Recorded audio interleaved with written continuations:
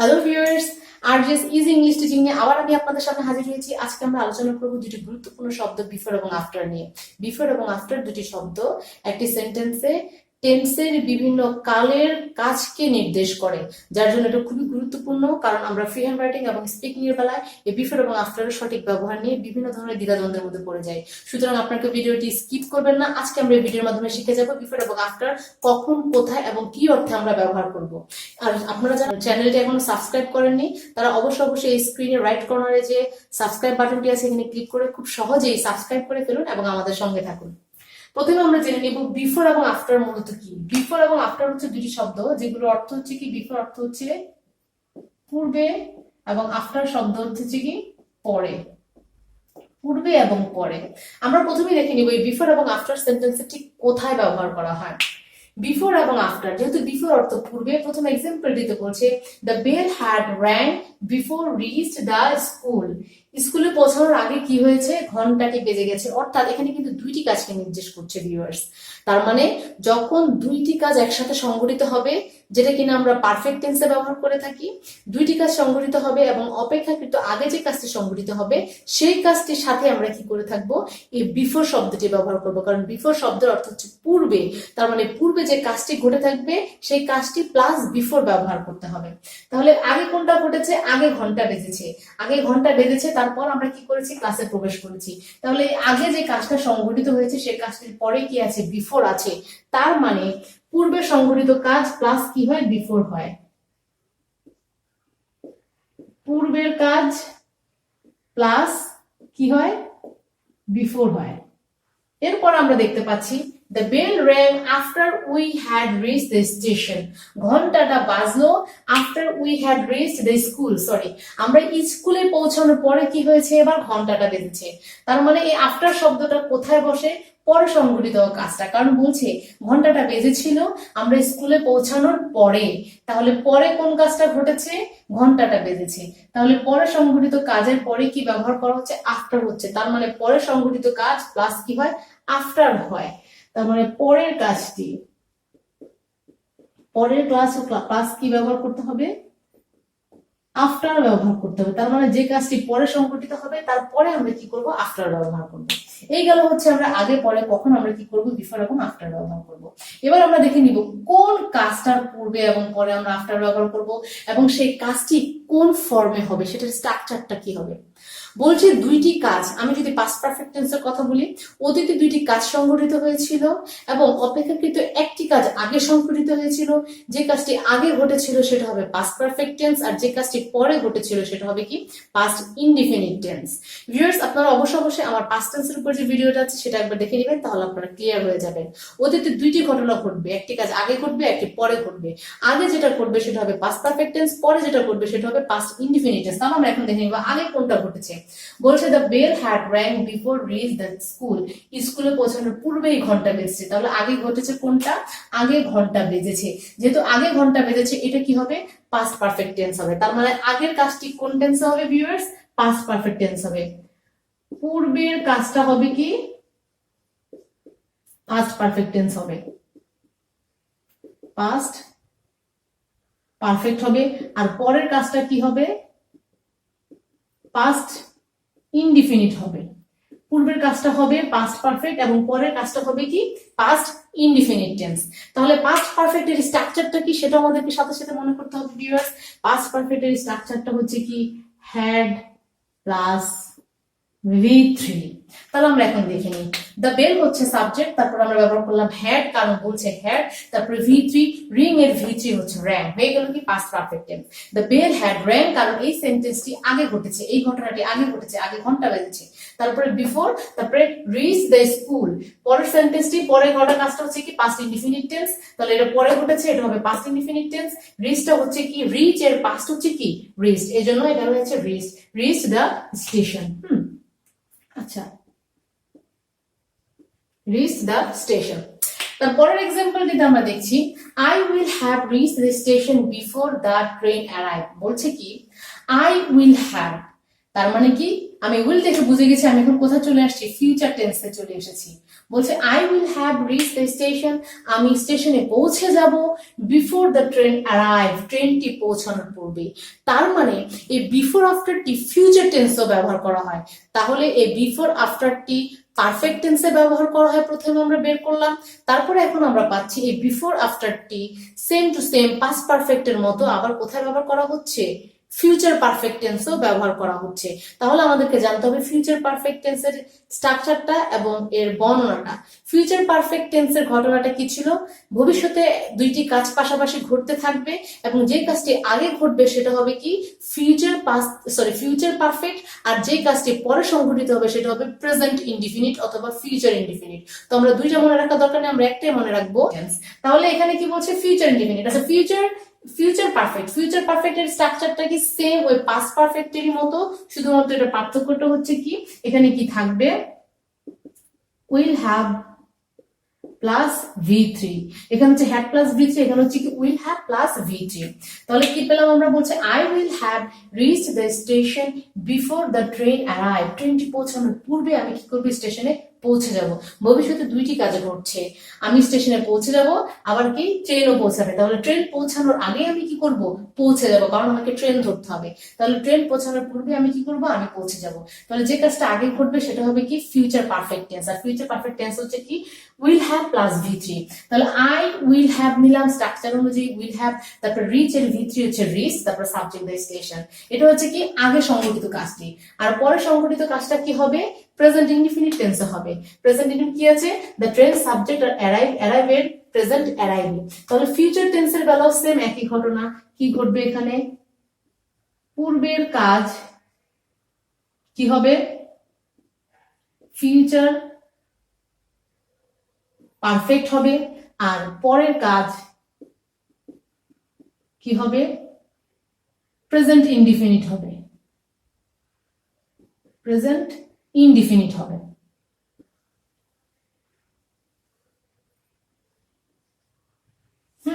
Present indefinite tense হবে।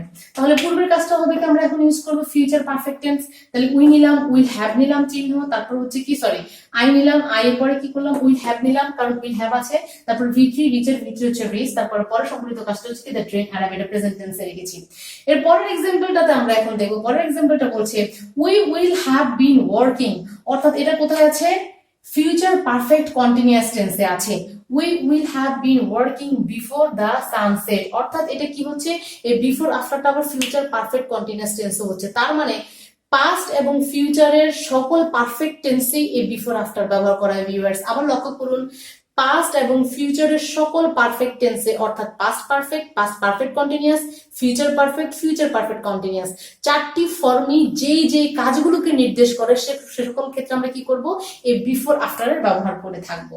তাহলে দেখি আমরা কোন কাজটা আগে ঘটেছে, বলছে the we will have been working, আমরা কাজ করতেই থাকবো, বিফোর দ্য সানসেট, সূর্য অস্ত যাওয়ার পূর্বে পর্যন্ত। তাহলে দুইটা কাজ ঘটবে, সূর্য অস্ত যাবে আবার আমরা কাজও করতে থাকবো। তাহলে এই ফিউচার পারফেক্ট কন্টিনিউয়াসের যে বর্ণনাটা সেখানে বলা আছে, ভবিষ্যতে দুইটি কাজ ঘটবে, দুইটি কাজের মধ্যে অপেক্ষাকৃত আগে যে কাজটি ঘটবে সেটা দীর্ঘ সময় নিয়ে ঘটবে। তাহলে আমরা কাজ করিতেই থাকিব, এটা হচ্ছে কি দীর্ঘ সময় নিয়ে আগে সংঘটিত কাজ। কার পূর্বে, সূর্য অস্ত যাওয়ার পূর্বে। সূর্য অস্ত যাবে পরে, তার পূর্বে আমরা কি করব, দীর্ঘক্ষণ কাজ করতেই থাকবো। এটাই হবে আমাদের ফিউচার পারফেক্ট কন্টিনিউয়াস টেন্সে। তাহলে বলছে উইল হ্যাভটা হচ্ছে আমাদের ফিউচার পারফেক্ট কন্টিনিউয়াস এর স্ট্রাকচারটা হচ্ছে কি উইল হ্যাভ তারপর বিন প্লাস ওয়ার্কিং। তাহলে এই ফিউচার পারফেক্ট কন্টিনিউয়াস এর যে স্ট্রাকচারটা সেটা হচ্ছে কি, ফিউচার পারফেক্ট কন্টিনিউয়াস এর স্ট্রাকচারটা হচ্ছে এরকম,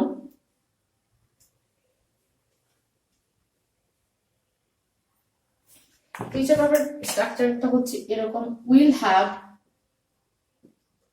প্লাস বিন প্লাস মূল ভার্বের সাথে কি আইএনজি যোগ করতে হবে। হ্যাঁ, সেম একই ভাবে আমি আবার আগে বলে রাখছি, প্রেজেন্ট পারফেক্ট কন্টিনিউয়াস এর স্ট্রাকচারটা কি হবে, সেম একই রকমেরই হবে, have plus been plus V plus ING, একই রকমের হবে। হ্যাঁ, আচ্ছা, তাহলে নিলাম কি আমি, উই সাবজেক্ট নিলাম, তারপর হচ্ছে কি উইল হ্যাভ নিলাম, উইল হ্যাভ, তারপর আছে বিন নিলাম, বিন, তারপর মূল ভার্বের সাথে আইএনজি, ওয়ার্কের সাথে আমি আইএনজি যোগ করে দিলাম। হ্যাঁ, তাহলে হয়ে গেল কি we will have been working, আমরা কাজ করিতেই থাকবো, বিফোর দ্য সানসেট, সূর্য অস্ত যাওয়ার পূর্বে, এটা প্রেজেন্ট টেন্সে আছে, সেটস হচ্ছে কি প্রেজেন্ট টেন্স।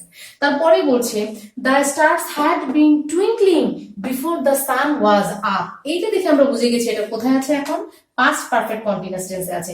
এমাত্র আমরা করলাম ফিউচার পারফেক্ট কন্টিনিউয়াস, এখন আমরা করছি পাস্ট পারফেক্ট কন্টিনিউয়াস টেন্স। হ্যাঁ, তাহলে এখানে স্ট্রাকচারটা কি করছে, এই স্ট্রাকচারটা মেইনটেইন করছে। The stars had been twinkling, আকাশে তারারা মিটি জ্বলিতে ছিল, before the sun was up, সূর্য ওঠার আগে, মানে সূর্য উদিত হওয়ার আগে আকাশে তারাগুলো কি করছিল, মিটি জ্বলছিল, যেটা কিনা ভোরবেলায় হয়ে থাকে। তাহলে আকাশে তারারা মিটি জ্বলছিল, এটা দীর্ঘক্ষণ হচ্ছিল, সারা রাত তারারা আকাশে মিটি জ্বলেছে। তারপরে কি হয়েছে, সূর্য উদিত হয়েছে। তাহলে সূর্যটা পরে উদিত হয়েছে, আগে আকাশে তারা কি করছিল, তারারা মিটি করছিল। তাহলে এটা হবে কি পাস্ট পারফেক্ট কন্টিনিউয়াস টেন্সে। The stars had been twinkling, কারণ আমাকে স্ট্রাকচারে বলেছে কি হ্যাড ব্যবহার করতে হবে, সরি এখানে আমি নিব হ্যাড, যেহেতু এটা past perfect continuous tense, had নিব। তারপর নিলাম হ্যাডের পরে বিন, তারপর মূল ভার্বের সাথে আইএনজি, টুইঙ্কের সাথে আইএনজি যুক্ত করা হলো টুইঙ্কেলের সাথে আইএনজি যুক্ত করলাম, হয়ে গেল টুইঙ্কলিং। তারপর হচ্ছে কি বিফোর, তারপর হচ্ছে কি পরে সংঘটিত কাজ কি, সূর্যটা উদিত হবে, যেহেতু পারফেক্ট টেন্সে আগে সংঘটিত কাজটা হবে পারফেক্ট কন্টিনিউয়াস, পরেরটা হবে কি পাস্ট ইনডিফিনিট। তাহলে হচ্ছে দ্য সান ওয়াজ আপ, ওয়াজ দেখে আমরা বুঝতে পারছি এটা আছে কোথায়, পাস্ট ইনডিফিনিটে। তাহলে আমরা লক্ষ্য করছি এটা যেমন পারফেক্ট ইনডিফিনিট পারফেক্টে ব্যবহৃত হচ্ছে, ফিউচার পারফেক্ট এবং পাস্ট পারফেক্টে, আবার ঠিক এটা পাস্ট পারফেক্ট কন্টিনিউয়াসও ব্যবহৃত হচ্ছে, আবার past future perfect continuous tense এটা ব্যবহৃত হচ্ছে। আচ্ছা, এই গেল হচ্ছে কি পারফেক্ট এবং পারফেক্ট কন্টিনিউয়াসের ব্যবহার।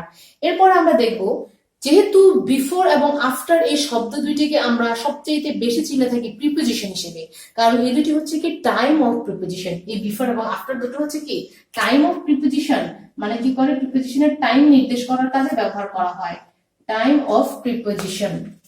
কারণ বিফোর এবং আফটার মানে কি আগের পরে, কাজের আগের আর পরের কথা বলছে, তাহলে এগুলো হচ্ছে কি time of preposition. Time of preposition, এই টাইম অফ প্রিপোজিশনটা কে, এই বিফোর এবং আফটার। আচ্ছা, তাহলে আমরা এবার দেখে নিই এই প্রিপোজিশন হিসেবে যখন সেন্টেন্সে ব্যবহার করা হবে তখন আমরা কি করবো। সাধারণত কিন্তু ভিউয়ার্স আমরা কি জানি, প্রিপোজিশনের পরে যখন কোনো মূল ভার্ব থাকে সেটা সাথে আইএনজি যোগ করে দিতে হয়। এবার দেখবো আমরা বলছি কি before drinking water he went away, পানি পান করার পূর্বেই সে চলে গেল। মিনিং কিন্তু আগের সেন্টেন্সের মতোই আছে, কাজ এখানে দুটি সংঘটিত হয়েছে।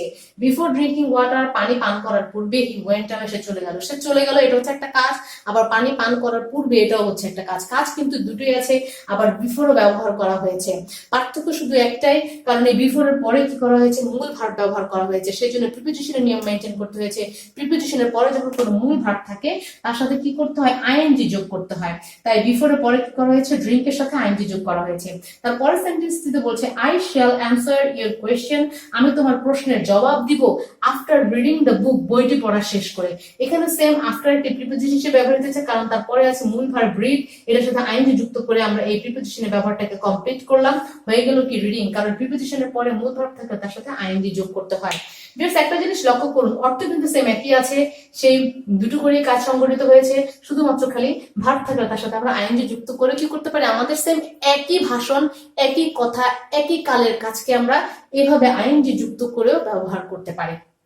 আচ্ছা, এবার আমরা চলে যাব, আমরা আরেকবার দেখবো যে তাহলে কি কি কাজে হচ্ছে আমাদের এই বিফোর এবং আফটারের ব্যবহারটা।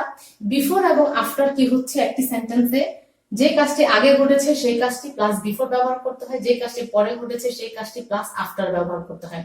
এরপর আমরা লক্ষ্য করলাম যে পূর্বের কাজটি, পূর্বে ঘটে যাওয়া কাজটি কি হয়, সবসময় পারফেক্ট টেন্সে হয়, আর পরে গঠিত কাজটি কি হয়, পাস্ট ইনডিফিনিট টেন্সে হয়। কিন্তু ফিউচার বেলায় কি হয়, পূর্বে সংঘটিত কাজটি হয় ফিউচার পারফেক্ট, পরের কাজটি হয় প্রেজেন্ট ইনডিফিনিট। হ্যাঁ, এটা আমাদেরকে মনে রাখতে হবে, পূর্বে সংঘটিত কাজটা সবসময় পারফেক্ট হয়, সেটা পাস্ট টেন্সে হলে পাস্ট পারফেক্ট, ফিউচার টেন্সে হলে ফিউচার পারফেক্ট।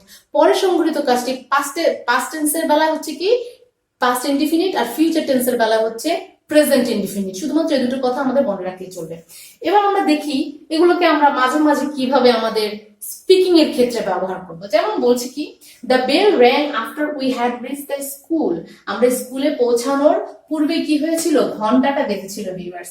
এটাকে যদি আমরা আমাদের সেই চিরাচরিত একটা এক্সাম্পল আছে না, ডাক্তার আসিবার পূর্বে কি হয়েছে, রোগী মারা গিয়েছে। তাহলে কোন কাজটি আগে ঘটেছে, ডাক্তার আসিবার পূর্বে রোগী মারা গেছে, তার মানে রোগী কি করেছে, আগে মরে গেছে, তাই তো। আর ডাক্তার এসেছে কি তারপরে। তাহলে আগে সংঘটিত হয়েছিল কি, রোগী মারা গেছে। তাহলে দ্য পেশেন্ট হ্যাড ডাইড, আমরা কি বলতে পারি, দ্য পেশেন্ট হ্যাড ডাইড, হ্যাঁ।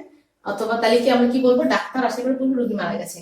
দ্য ডক্টর কেম, ডক্টর এসেছিল, দ্য বেলের জায়গায় আমি বলবো দ্য ডক্টর, রিং এর জায়গায় আমি বলবো came, doctor came after the patient, এর জায়গায় হবে the patient, after the patient had died. তাহলে the doctor came after the patient had died.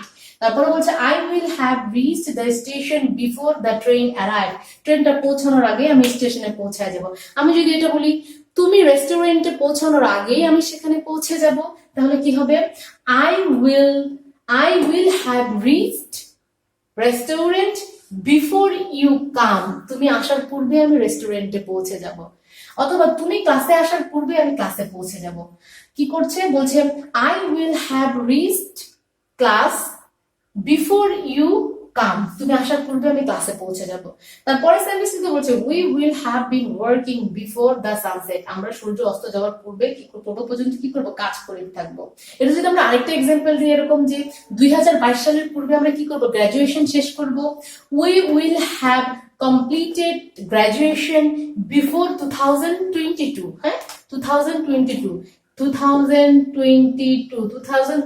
এর পূর্বে আমরা কি করব, গ্রাজুয়েশনটা কমপ্লিট করব বিফোর 2022। এটার আগে আমরা কি করব, গ্রাজুয়েশনটা কমপ্লিট করব। তাহলে কি we will have completed graduation before 2022। আবার যদি আমরা এরকম বলি, বলছে we will have been working before the sunset, আমরা লিখে যাব যে we will have been playing before the sunset, সূর্য অস্ত যাওয়ার পূর্ব মুহূর্ত পর্যন্ত আমরা খেলেই যাব। আবার যদি আমরা এরকম করি we will have been quarreling before the sunset, আমরা এটাও ব্যবহার করতে পারি। আবার আমি যদি এটা বলি বিফোর কমপ্লিটিং ওয়ার্ক, কাজ শেষ করার পূর্বে হি ওয়েন্ট অ্যাওয়ে, সে চলে গিয়েছিল। তারপর আই শ্যাল অ্যানসারিং এর question after reading the book, আমি যদি এটা বলে থাকি যে I shall complete my work, আমি আমার কাজ শেষ করব আফটার রিডিং দ্য বুক, বই পড়া শেষ হলে তারপর আমি কি করব, কাজটা শেষ করব। আমি যদি এভাবে বলি, হ্যাঁ এভাবে বলে বলে কিন্তু আমরা কি করতে পারবো, স্পিকিংও এগুলোকে ব্যবহার করতে পারবো। এই আলোচনা থেকে নিশ্চয়ই আপনারা বুঝে গেছেন কোথায় কোথায় আমাদেরকে বিফোর আফটার ব্যবহার করতে হবে এবং বিফোর এবং আফটার কোন কালকে নির্দেশ করে এবং তাদের স্ট্রাকচারটা কি। যদি ভিডিওটা ভালো লেগে থাকে অবশ্যই এখনই স্ক্রিনে রাইট কর্নারে যে সাবস্ক্রাইব বাটনটা সেটা ক্লিক করে সাবস্ক্রাইব করে আমাদের সাথে থাকুন, লাইক করুন, কমেন্ট করুন এবং শেয়ার করে দিন। সাথে থাকার জন্য ধন্যবাদ।